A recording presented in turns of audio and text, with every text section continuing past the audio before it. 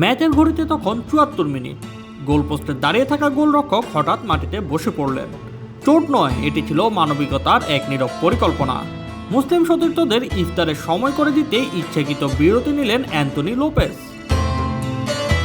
বিশ্বজুড়ে পবিত্র রমজানের আবহ, ইউরোপের ফুটবল মাঠেও সেই আবহেরই অনন্য মানবিকতার নজর গড়লেন এফসি নতের গোলরক্ষক অ্যান্টনি লোপেজ। ম্যাচের উত্তেজনার মাঝেই সতীর্থদের ইফতারের সুযোগ করে দিতে ইচ্ছাকৃতভাবে চোটের ভান ধরলেন তিনি।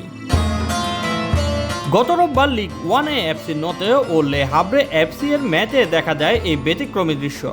ম্যাচের ৭৪ মিনিটে সূর্যাস্তের সময় হয়ে গেলে নতের খ্রিস্টান ধর্মাবলম্বী গোলরক্ষক লোপেজ হঠাৎ বাম হ্যামস্ট্রিং চেপে ধরে মাঠে বসে পড়েন। অস্বস্তির ইঙ্গিত দিলে চিকিৎসক দল মাঠে প্রবেশ করে এবং খেলা সাময়িকভাবে বন্ধ থাকে। এই স্বল্প বিরতিকেই কাজে লাগান নতের মুসলিম ফুটবলাররা।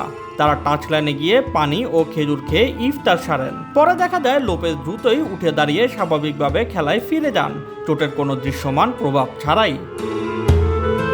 ফরাসি ফুটবলের নিয়ম অনুযায়ী ধর্মীয় কারণে ম্যাচ থামানোর অনুমতি নেই, ফলে সরাসরি ইফতারের বিরতি দেওয়া সম্ভব ছিল না। সেই সীমাবদ্ধতার মাঝেই সতীর্থদের জন্য সুযোগ তৈরি করেন লোপেজ। তবে অন্যদিকে ইংলিশ প্রিমিয়ার লিগে ২০২১ সাল থেকে সূর্যাস্তের সময় রোজাদার খেলোয়াড়দের স্বল্প বিরতির সুযোগ দেওয়া হচ্ছে।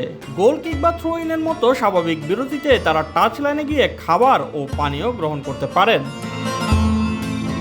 ফরাসি লিগে এমন নিয়ম না থাকলেও মানবিকতা দেখিয়ে সতীর্থদের পাশে দাঁড়ানোই প্রশংসায় ভাসছেন লোপেজ।